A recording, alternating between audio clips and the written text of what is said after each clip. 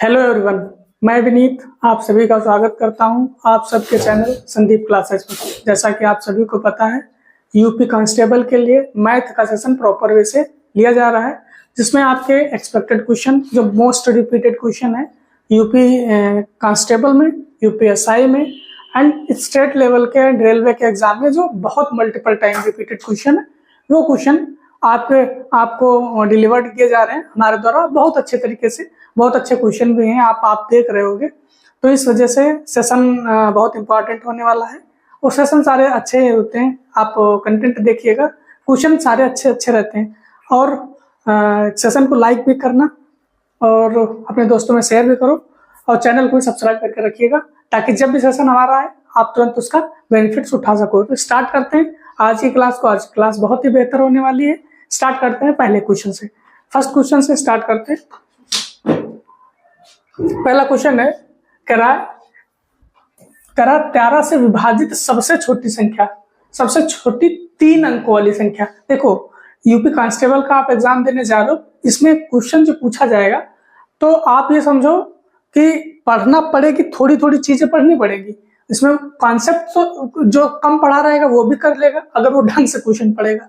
अगर नहीं पढ़ा रहेगा तो वो तो नहीं कर ही नहीं पाएगा, जो पढ़े नहीं तो कर क्यों पाएगा।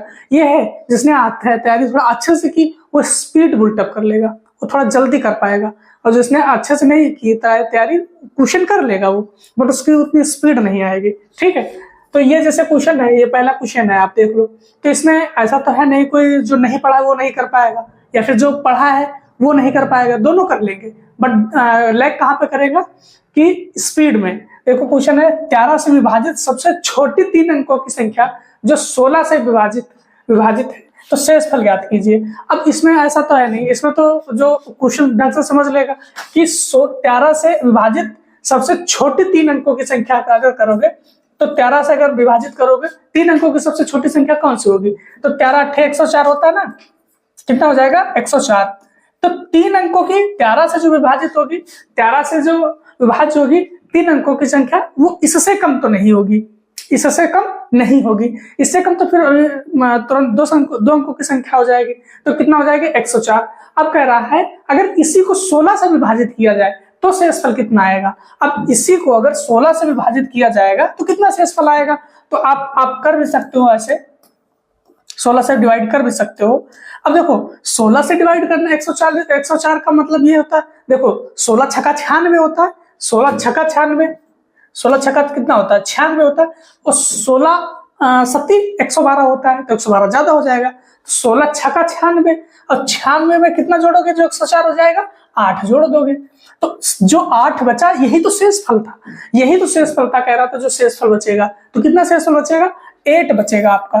कितना शेषफल बचेगा? अगर हम 104 को 16 से डिवाइड करेंगे तो 4 शेषफल बचेगा। अब क्वेश्चन ये बार फिर से पढ़ो और फिर से इसका सोल्यूशन देखो, चीजें अच्छी समझ में आएंगी। देखो कह रहा है 13 से विभाजित सबसे छोटी 3 अंकों की संख्या, 13 से विभाजित सबसे छोटी 3 अंकों की संख्या 104 थी, 104 थी अंकों की संख्या को अगर 16 से विभाजित किया जाता है, 16 से विभाजित किया जाता है तो शेषफल कितना होगा? तो शेषफल कितना होगा? तो 16 से हमने 104 को अगर डिवाइड किया तो हमारा 96 तो हो ही जाएगा, तो हमारा 8 शेषफल बचेगा। ठीक है, देखते हैं next question. Next question, question number 2 देखिएगा। क्वेश्चन नंबर 2 क्या कह रहा है? कहता है 6561 के वर्गमूल की गणना की जाती है। वर्गमूल की गणना मतलब वर्गमूल के बारे में कैलकुलेशन किया जाता है। यह संख्या अपने स्वयं के वर्गमूल के द्वारा विभाजित है, परिणाम ज्ञात कीजिए। ये जो संख्या है अपने स्वयं के वर्गमूल से विभाजित है। अब देखो मान लो ये 6561 है, ये जो संख्या है ये स्वयं के वर्गमूल से विभाजित है। ऐसी कौन सी संख्या है जो स्वयं के वर्गमूल से विभाजित होगी? तो आप इसमें देख लीजिए कौन सा किससे विभाजित होगी। देखो 3 का अगर वर्गमूल करोगे तो 9 आएगा, 9 तो इसमें है भी नहीं। ठीक है, अगर 9 करोगे तो 81 आ जा रहा है, लेकिन ये 6561 है। ये अगर 27 का करोगे तो 7 7 49 लास्ट में 9 आ जाएगा। देखो 9 नहीं है इसमें 1 है, तो इसके मतलब हमारा आंसर डी होगा। इसके मतलब हमारा आंसर डी होगा 81। अब देखो इसको कर भी सकते हो आप, देखो 81 का स्क्वायर क्या कर रहा है, एक संख्या अपने संख्या के वर्गमूल से विभाजित है, यह संख्या अपने वर्गमूल से विभाजित है, मतलब 81 का वर्गमूल करोगे तो इतना ही आ जाना चाहिए, फिर इतना ही आना चाहिए। 81 करोगे, एक एकम एक, एक अठे 8 एकम 8, एक अठे 8, 8 8 16, 16 का 6, एक बचेगा ना, तो 8 8 64, 64 एक 65, 65। देखो इतने आ गया, इतने आ गया, मतलब आंसर कौन सा हो जाएगा, आंसर आपका डी हो जाएगा। अगर थोड़ा भी चीजें देखोगे, अगर क्वेश्चन समझ में आ जाएगा तो आंसर करने में कोई दिक्कत होगी नहीं। यूपी कांस्टेबल का मतलब ये है, आप अगर क्वेश्चन अच्छे से 3-4 बार पढ़ लिए तो आंसर तो अपने आप आ जाता है।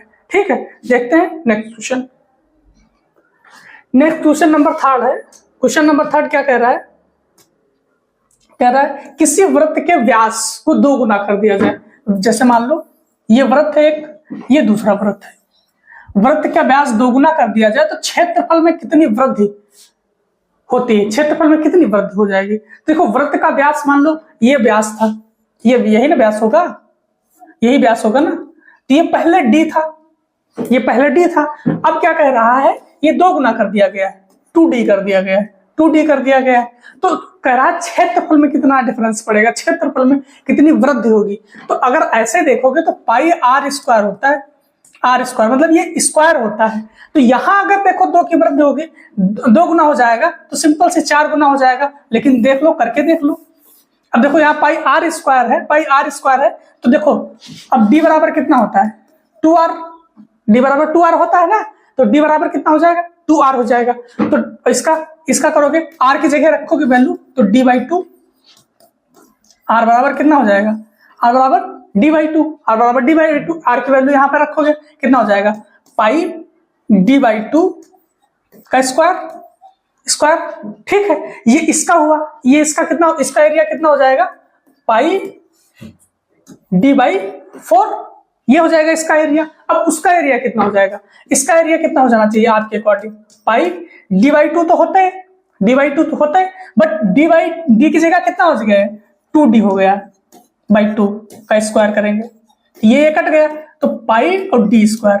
ये कितना ज्यादा है इससे, ये कितना ज्यादा है इससे, ये देखो कितना ज्यादा है इससे कितना ज्यादा है, 4 गुना ज्यादा है। 4 गुना, देखो ये 4 से डिवाइड है, 4 से डिवाइड है। अगर हम इसको 4 से देखो मल्टीप्लाई करेंगे, 4 से मल्टीप्लाई करेंगे तब देखो इसके बराबर पे पहुंचेगा। मानते हो कि नहीं मानते हो, 4 से मल्टीप्लाई करेंगे तब इसके बराबर पहुंचेगा। ये अगर यहाँ पे अगर हम 4 से मल्टीप्लाई करेंगे तो देखो इसके बराबर पे पहुंचेगा, इसके बराबर में पहुंचेगा। तो इसके मतलब कितना बढ़ गया, कितना बढ़ गया एरिया, उसका क्षेत्रफल कितना बढ़ गया, 4 गुना बढ़ गया, 4 गुना बढ़ गया। आपका आंसर बी करेक्ट हो जाएगा, आंसर बी करेक्ट हो जाएगा। आप ये भी देखो, जब ये आए कि उसका डायमीटर चेंज हो रहा है, उसका अगर व्यास चेंज हो रहा तो उसकी पावर स्क्वायर होती है। आप ऐसे भी कर सकते हो, देखो जो लोग बहुत ज्यादा जानते हैं तो देखो ये क्षेत्रफल एरिया क्या होता है, पाई डी स्क्वायर के, तो एरिया किसके डायरेक्टली प्रोपोर्शनल है, एरिया डायरेक्टली प्रोपोर्शनल है डी स्क्वायर के। तो यहाँ पे 2 गुना हो रहा था तो सिंपली 4 गुना हो जाएगा, सिंपली 4 गुना हो जाएगा। खाली उसमें रिलेशन तो डायरेक्टली प्रोपोर्शनल है, जितना डायमीटर बढ़ाओगे जितने गुना उतने गुना आपका एरिया बढ़ेगा। तो उसमें कोई बहुत बड़ी बात नहीं। ठीक है, आंसर आपका बी करेक्ट हो जाएगा। ठीक है, देखते हैं नेक्स्ट क्वेश्चन। नेक्स्ट क्वेश्चन कह रहा है एक्स ने, कोई एक्स पर्सन है, एक्स ने कोई एक्स के बैंक खाते में 86.54 रुपए शेष हैं, मतलब 86.54 रुपए क्या है, शेष हैं, अभी शेष हैं। उसने क्या किया, 55.31 रुपए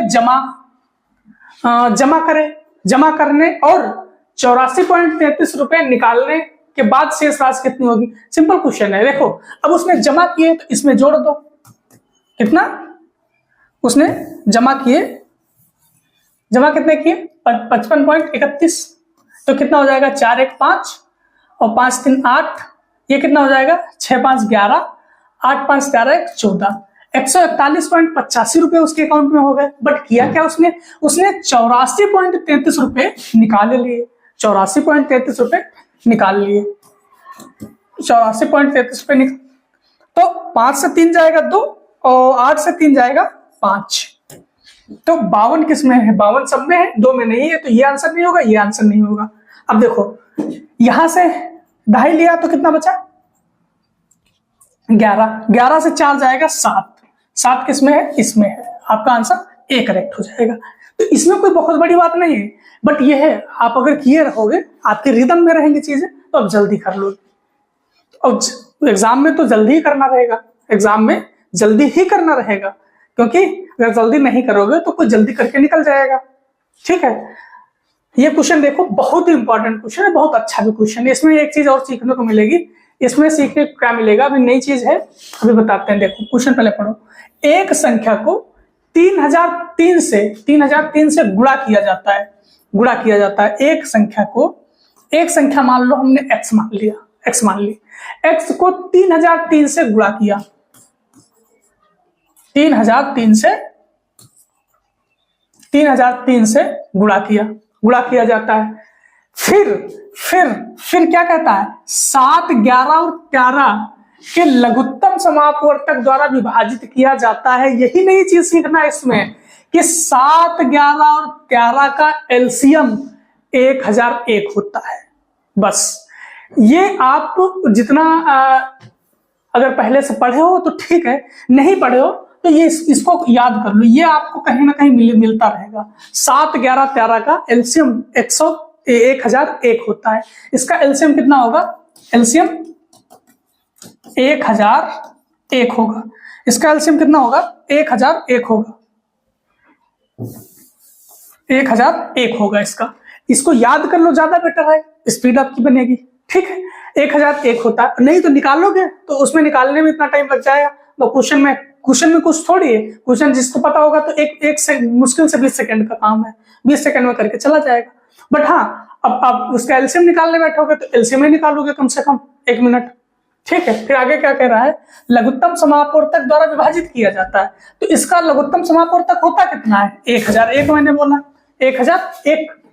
और कह रहा है और फिर स्वयं इसके ही द्वारा विभाजित किया जाता है, और फिर स्वयं इसके द्वारा, मतलब x माने थे, फिर x के द्वारा ही विभाजित किया जाता है, x के द्वारा ही विभाजित किया जाता है, फिर x के द्वारा ही विभाजित किया जाता है।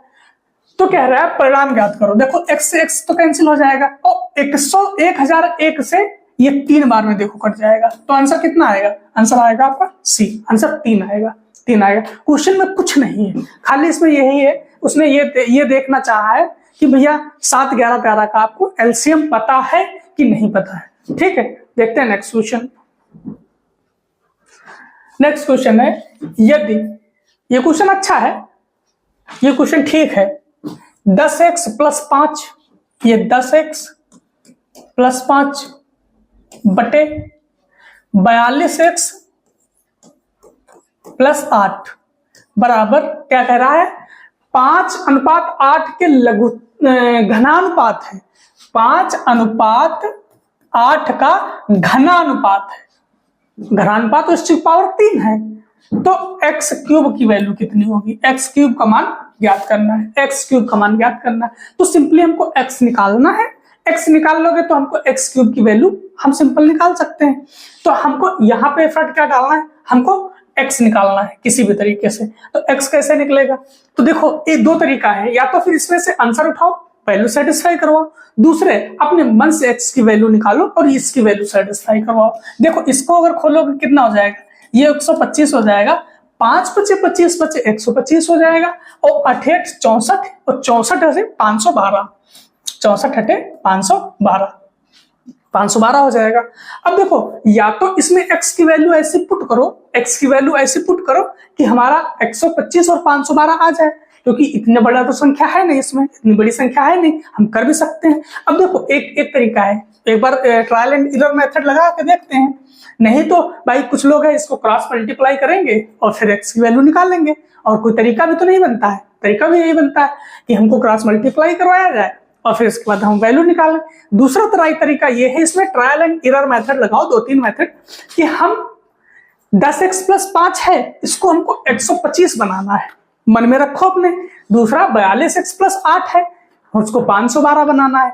तो इसमें हमको क्या x की जगह, देखो x दोनों जगह ऊपर और नीचे कांस्टेंट है, ऊपर नीचे अगर कांस्टेंट है तो x की वैल्यू हम सिंपल सी बात है हम वेरी करवा सकते हैं। तो देखो अगर हम 10 को किससे गुणा कर दें, मान लो 10 से गुणा कर देते हैं तो 10 दाम 100 बचे, 100 प्लस 5 105 हो जाएगा।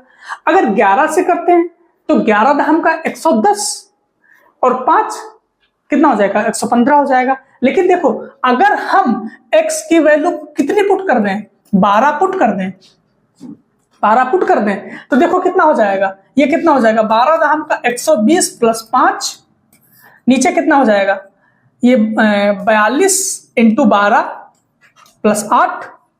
मानते हो कि नहीं मानते हो? ये देखो ऊपर वाला तो 125 आ गया, हमने इसी को देख के कि 125 आया है, उसी को देख के मैंने 12 पुट किया। अभी नीचे का अगर सेटिस्फाई हो जाता है समझो x की वैल्यू 12 है। तो देखो 12 दूनी 24 के 4, 12 दूनी 24 के 4, 2 बचेंगे और 12 चक्को 48, 48 तो 50 और प्लस 8। अब ये क्या हुआ, 504 वाट 512, सिंपल सी बात है ये 512। मतलब क्या है, मतलब है कि हमारी x की वैल्यू 12 ही है। x की वैल्यू कितनी है, 12 ही है। अब जब x की वैल्यू निकल आई तो x की क्यूब हम नहीं निकाल पाएंगे, बिल्कुल निकाल पाएंगे। देखो 2 लास्ट में है, 2 दूनी 4 होगा, 4 दूनी 8 लास्ट में होगा, तो 8 किस में है, केवल C वाले में है, केवल C वाले में है। आपको हर मोड़ पे हर स्टेप में अपना एक्स्ट्रा माइंड लगाना है, एक्स्ट्रा सोचना है कि हम आंसर पहले कैसे निकाल सकते हैं। आंसर पहले वैसे ही निकालोगे, हर स्टेप पे सोचोगे, हर स्टेप पे कि हम एक्स्ट्रा कैसे करें, एक्स्ट्रा जल्दी आंसर कैसे निकालें, तो इस तब जल्दी आप आंसर निकाल सकते हो। कुछ लोगों को 12 का क्यूब भी पता होगा, कितना 1728, ठीक है। नहीं अगर पता है तो 12 बराबर 144 होता है, अगर इसको 12 से कर दोगे आंसर आ जाएगा। देखो बच्चों को 48 लास्ट में 8 आएगा, ज्यादा करने की जरूरत नहीं, आपका आंसर C आएगा। कभी 12 का क्यूब नहीं पूछने वाला है, अब यही एप्लीकेशन उसका होगा बट कभी ये नहीं पूछेगा, ठीक है। तो आंसर कौन सा हो जाएगा, आंसर आपका C करेक्ट हो जाएगा, आंसर C करेक्ट हो जाएगा, ठीक है। देखते हैं नेक्स्ट क्वेश्चन। नेक्स्ट क्वेश्चन क्या है, 40 के वर्ग के 40% का 1/4 ज्ञात कीजिए। देखो क्वेश्चन में कुछ नहीं है, क्वेश्चन में कुछ है वाला, क्वेश्चन में कुछ नहीं है, क्वेश्चन में कुछ नहीं है, बट हाँ है, क्वेश्चन में है। कैलकुलेशन थोड़ा टाइम लगेगा आपको। देखो 40 के वर्ग के 40% का 1/4 निकालना है।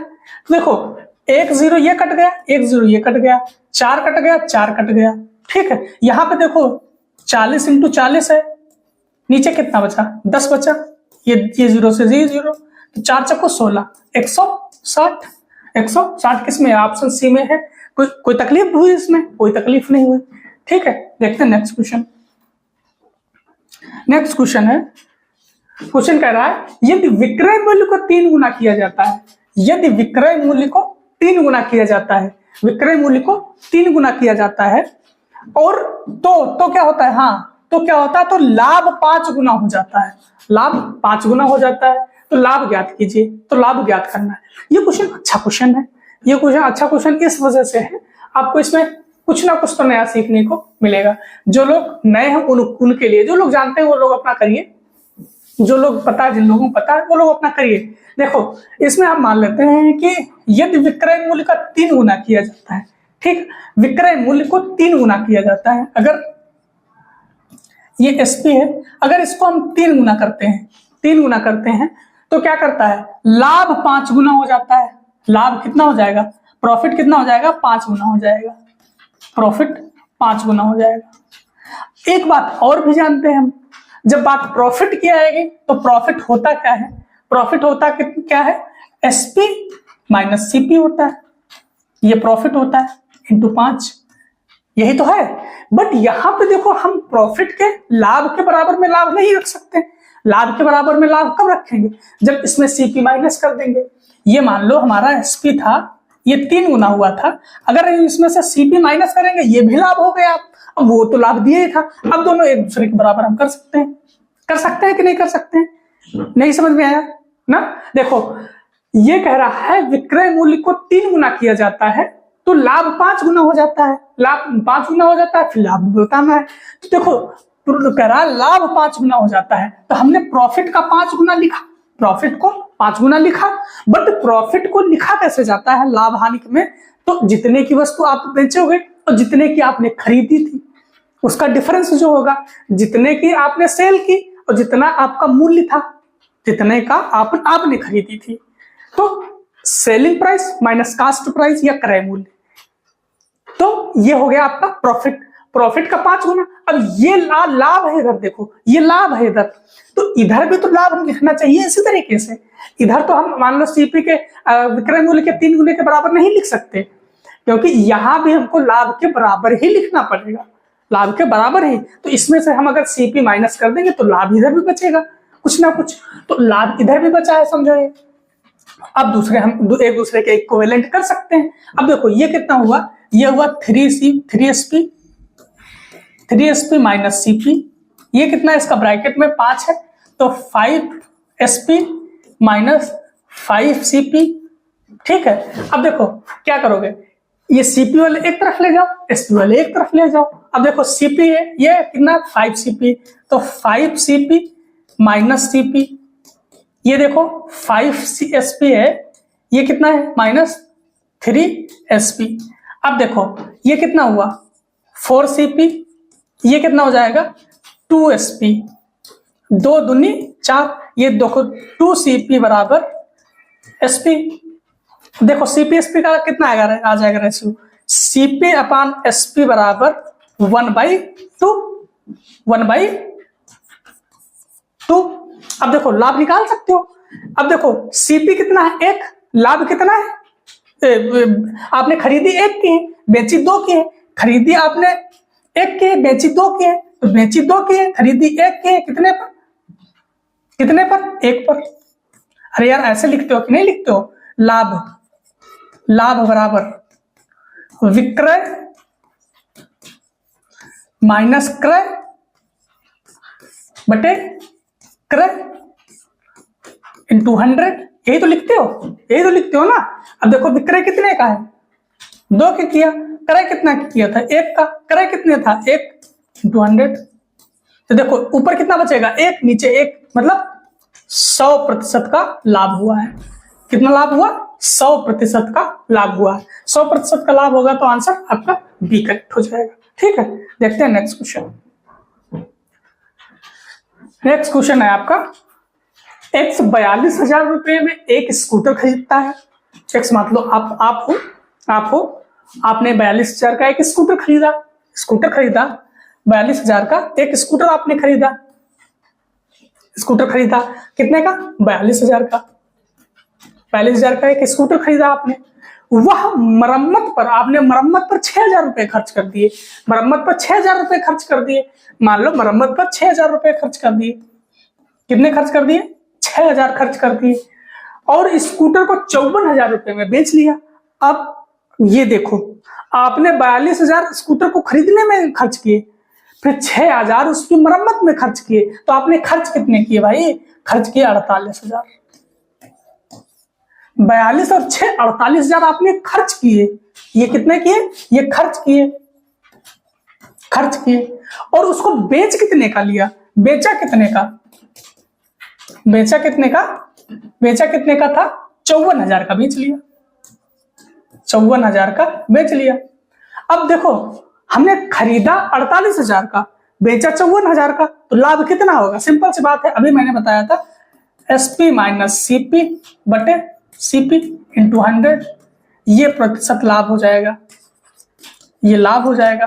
तो देखो कितना हो जाएगा 2 और 4 6,000 का लाभ हुआ हमको। कितने लागत कितनी लगाई थी मैंने 48,000 इंटू 100, देखो 3 0 से 3 0 कैंसिल, 6 7 42, 6 8 48, ये 12.5% लाभ होगा, 12.5% उसका लाभ हो जाएगा। ऑप्शन आपका बी करेक्ट है, ठीक। देखते हैं नेक्स्ट क्वेश्चन।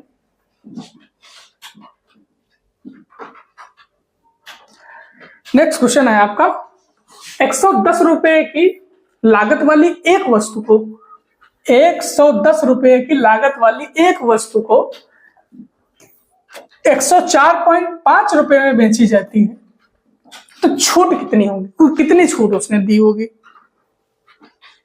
कि 110 की चीज हमको 104.5 में मिल जाएगी, तो छूट कितनी दी होगी? तो ये क्वेश्चन अगर जिसने नहीं किया तो थोड़ा डिफिकल्ट लगेगा, अदरवाइज कर सारे लोग लेंगे। ये नहीं है कि कोई कर नहीं पाएगा, कुछ लोग सिंपल इसको घटाएंगे, कुछ निकालेंगे अपना। देख लो ऐसे इसको करोगे। अगर मान लो हमको मान लो कोई चीज 110 की है, 110 की है और 104.5 में मिल जा रही है, तो हमको डिस्काउंट कितना मिलेगा? डिस्काउंट मिलेगा 100 माइनस x बटे 100। कितने मिल जा रही है? 104.5 में मिल जा रही है। ठीक है, देखो 0 से 0 कैंसिल करेंगे, ये 10 है उधर जाएगा, ये तो कितना हो जाएगा 100 माइनस x, ये 10 है इधर जाएगा तो 10 45 हो जाएगा, बटे कितना हो जाएगा 11। ये क्वेश्चन बन जाएगी। अब देखो यहाँ पे 11 से काट सकते हो, 11 9 99, 11 9 99, 5 बचेगा, 11 बचे 55, बिल्कुल सही है। देखो 100 माइनस x बराबर 95। अब x की वैल्यू उधर ले जाओगे माइनस आ जाएगा, तो x की वैल्यू कितनी आ जाएगी 5%। मतलब उसने छूट कितनी दी होगी? उसने छूट दी होगी 5% की। कितने की? 5% की छूट दी होगी उसने, 5% की छूट दी होगी। देखते हैं नेक्स्ट क्वेश्चन।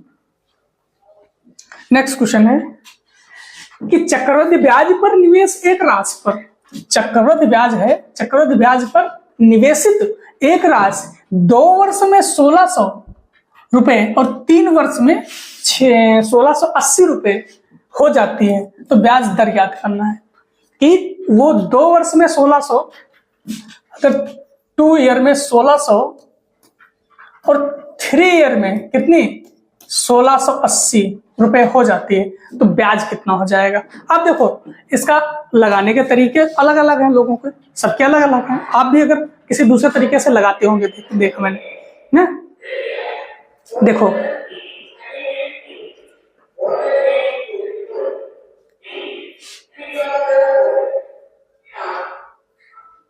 देखो अब इसको लगाने का तरीका है भाई, 3 साल में वो 1680 होती है। हम मान लो 1680 3 साल में करते हैं होती है, और 2 साल में 1600 होती है, 2 साल में 1600 होती है। तो देखो आप इसको ऐसे देखो भाई, 3 साल में हो रही थी 1 प्लस r बाई 100 की पावर 3, 1 प्लस r की पावर बाई 100 बाई 2।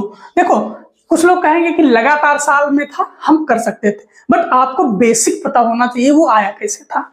अब देखो इसको, ये चीजें देखो अंदर आधार समान है, तो क्या करेंगे हम, आधार समान है, ये क्या होगा, ये उठ के इसकी पावर -2 यहां चली जाएगी, -2 यहां चली जाएगी, यहाँ पे पावर कितनी बचेगी 1 बचनी चाहिए, 1 नहीं बचेगी।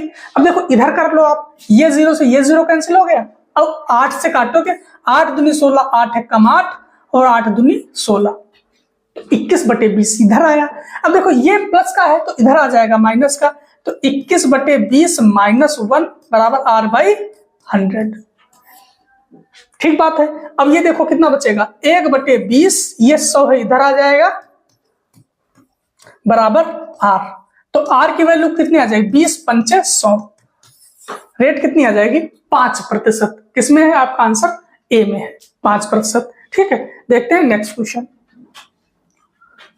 क्वेश्चन नंबर नेक्स्ट है कि 1 वर्ष में 4% प्रतिवर्ष, 1 वर्ष में 4% प्रतिवर्ष के चक्रवृद्धि ब्याज पर निवेशित राशि कितनी है? 25,000 है। 25,000 रुपए की राशि अर्धवार्षिक रूप से समायोजित होने पर कितनी हो जाएगी? कह रहा है 1 वर्ष में अगर 4% चक्रवृद्धि ब्याज होता है तो 25,000 पर यहाँ अर्धवार्षिक अगर वही कर दी जाए तो कितनी हो जाएगी? अब देखो भाई, अगर अर्धवार्षिक हमारा जो रेट था पहले 4% था 1 साल के लिए, मतलब 12 महीने के लिए, 12 मंथ के लिए, 12 मंथ के लिए। बट अर्धवार्षिक कितना 6 महीने के लिए होता है, तो हम 6 महीने के लिए करेंगे। तो देखो 6 महीने के लिए करेंगे तो इसको हम ऐसे भी तो लिख सकते हैं 2 × 6 लिख सकते हैं कि नहीं लिख सकते हैं।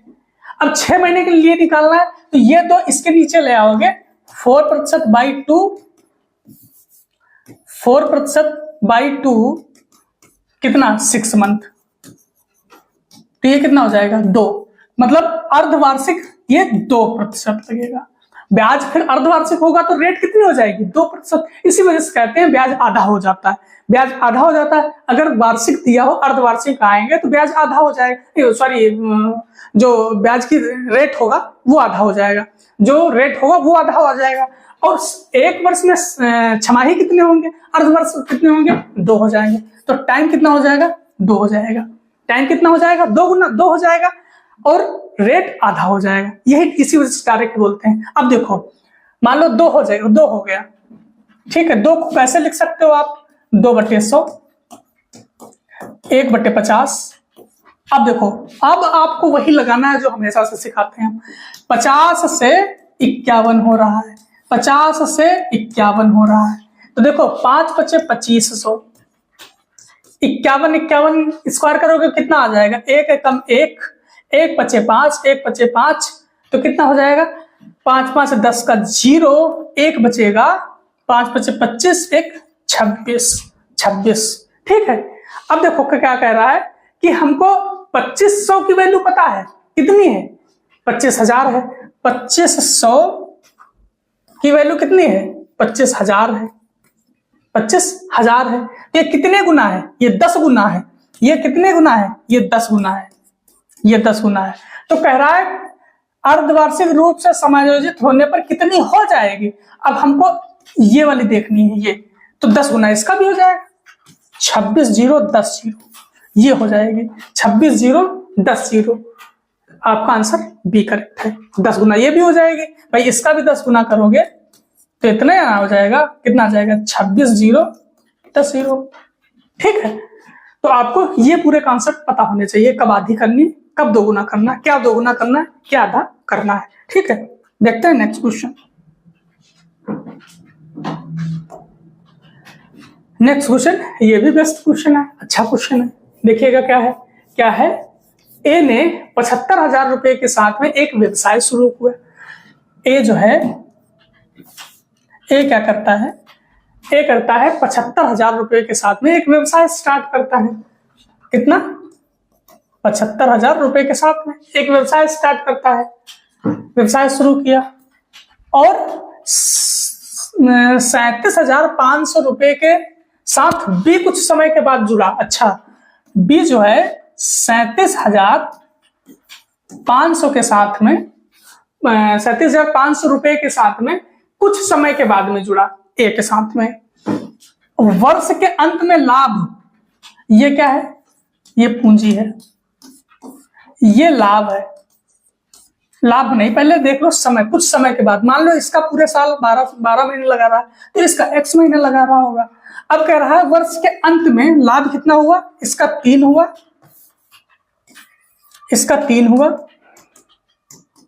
इसका 1 हुआ वर्ष के अंत में। तो साझे में तो साझा किया जाता है, तो कितने महीने बाद बी शामिल हुआ था, कितने महीने बाद बी ए के साथ शामिल हुआ था, ये क्वेश्चन में पूछा है आपको। देखो करना क्या है आपको, हमने बताया हमेशा, ये क्या है आपका, ये पूंजी है, ये क्या है, ये टाइम है, मतलब समय है, ये समय है, ये क्या है, ये है लाभ, ये है आपका लाभ। अब देखो हम कर क्या सकते हैं, ये देखो 2 0 से ये 2 0 काट सकते हैं बिल्कुल। ये देखो 375 है और ये है 750, तो कहीं ना कहीं ये 2 गुना है इसका, ये इसका 2 गुना है, बिल्कुल 2 गुना है। हमने एक रिलेशन पढ़ा है क्या, देखो लाभ बराबर क्या हो, लाभ बराबर पूंजी इंटू समय, यही ना, लाभ बराबर पूंजी इंटू समय। तो लाभ कितना है, लाभ कितना है, हमको तो लाभ 3:1 दिख रहा है, ठीक है। अब पूंजी कितनी है, पूंजी कितनी दी गई, पूंजी 2 और 1 के रेशियो में है। समय कितना है, समय कितना 12 और इसका x है। तो देखो हम पहले इसको लाभ के टर्म में लिख लेते हैं। ये कितना हो जाएगा, ये हो जाएगा 12x, ये कितना हो जाएगा 1x, अब हम इसको बराबर लिख सकते हैं। देखो 12 दूनी 24, नहीं तो 12 और 2 ये 2 हुआ तो 24 हो जाएगा। 12 दूनी 24, ठीक है। तो ये कितना हो जाएगा 12 दूनी 24, ये कितना हो जाएगा x एकदम x तो कितना हुआ 3 और 1 का रेशियो दिया है लाभ का। अब देखो 3 18, 3 से 3 8 24 तो x की वैल्यू कितनी 8 आ गई। इसका मतलब क्या है, इसका मतलब यह है कि b का जो धन लगा रहा है तो 8 महीने लगा रहा है, 8 महीने लगा रहा है। तो कितने दिन बाद वो आया होगा, कितने दिन बाद वो एक साथ शामिल हुआ होगा, मतलब वो 12 महीने अगर सारे होते हैं तो 8 महीने उसकी पूंजी लगी रही, तो इसके मतलब वो आया था 4 महीने बाद। इसके मतलब वो आया था 4 महीने बाद। 4 महीने बाद आएगा तो आंसर आपका ए करेक्ट हो जाएगा। ठीक है, आंसर आपका ए करेक्ट होता है। देखते हैं नेक्स्ट क्वेश्चन। नेक्स्ट क्वेश्चन ये भी अच्छा क्वेश्चन है, आप खाली इसमें पढ़िएगा, बाकी क्वेश्चन में तो कुछ है नहीं। एक छात्र के अंक 68 के बजाय 88 दर्ज किए गए थे। कितने 68 के बजाय कितने दर्ज किए गए 88 दर्ज किए गए 88 दर्ज किए गए थे। इसके कारण कक्षा के औसत अंक में 0.5 नंबर की वृद्धि हुई। औसत अंक में, औसत मतलब कक्षा कितने थे, कक्षा में मान लो हमने x विद्यार्थी थे, उसमें 0.5 की वृद्धि हुई थी, उसमें 0.5 की वृद्धि हुई। कक्षा में छात्रों की संख्या निकालो। कैसे निकालोगे, देखो इनका जो डिफरेंस हुआ तो इस औसत के बराबर ही तो होगा उसका। जो इसका डिफरेंस होगा 20 नंबर का, जो ये डिफरेंस 68 के बजाय 88 हो गया, तो जो 20 नंबर का डिफरेंस आया है कि किसके जो आया है तो ये किसके बराबर होगा, ये हमारा 0.5 इंटू एक्स के बराबर होगा, 0.5 एक्स के बराबर होगा। ठीक है, देखो ये 10 हुआ, 5 दूनी 10 तो x बराबर 40। तो आंसर कौन सा हो जाएगा आपका, आंसर आपका डी करेक्ट हो जाएगा। ठीक है, देखते हैं नेक्स्ट क्वेश्चन। नेक्स्ट क्वेश्चन है ए बी की तुलना में 2 गुना कुशल है। ए है और बी है। ए बी की तुलना में 2 गुना कुशल है। ए बी की तुलना में 2 गुना कुशल है। अच्छा सी भी है 2 गुना कुशल है, और जो मतलब बी के लिए जो सी की तुलना में 3 गुना कुशल है। जो सी की तुलना में मान लो सी 1 है तो बी 3 है, 3 गुना कुशल है, 3 गुना कुशल है। अब क्या कह रहा है, ए बी की तुलना में 2 गुना कुशल है, तो ये 6 हो गया। ये क्या हुआ, ये इसकी कैपेसिटी है, ये है इसकी कैपेसिटी मतलब क्षमता कुशल। अब क्या कह रहा है यदि सी अकेले किसी कार्य को 30 दिनों में कर सकता है, आप इसका ट्री भी बना सकते हो, अब बहुत अच्छा लगेगा करने में। देखो ए बी एंड सी, ए कितना है 6, बी कितना है 3, सी कितना है 1 है। सी अकेले किसी कार्य को 30 दिन में कर लेता है, 30 दिन में कर लेगी, तो वे कितने दिनों में एक साथ कार्य करेंगे तो पूरा हो जाएगा। देखो 30 एकम 30, इसके मतलब यहां 30 आएगा, इसके मतलब ये यहां 30 आएगा। अगर कहेगा बी अकेले कितने दिन में पूरा करेगा तो सिंपल सी बात है कितने 10 दिन में। अगर कहेगा ए अकेले कितने दिन में कंप्लीट करेगा तो 6 पंचे 5 दिन में कंप्लीट करेगा। देखा क्वेश्चन कुछ भी पूछ सकता है। अब कह रहा है कि सारे मिलकर कंप्लीट कितने दिन में करेंगे, तो पूरी एफिशिएंसी कितनी, पूरी कैपेसिटी कितनी है, पूरी कैपेसिटी कितनी है 6 3 9 1 10, और काम कितना है हमारा 30 का, कैपेसिटी कितनी है 10 की, तो तीनों मिलके करें कितने दिन में करेंगे 3 दिन में करेंगे। 3 दिन में आंसर आपका ए करेक्ट होगा। बट वो ये भी पूछ सकता है कि बी अकेले कितने दिन में करेगा या फिर ए अकेले कितने दिन में करेगा, कुछ भी पूछ सकता है, क्वेश्चन कैसा भी बन सकता है। ठीक है, तो आज के लिए इतना ही रखते हैं। अब नेक्स्ट क्लास क्वेश्चन कैसे लगे हैं आप लोग कमेंट में जरूर बताना कि क्वेश्चन का लेवल कैसा रहा है। ठीक है। और दोस्तों में जरूर शेयर करिएगा। Thank you so much. और हाँ, एक चीज है, अगर कोई चीज नहीं समझ में आती कमेंट में जरूर छोड़ते रहिएगा। Thank you so much.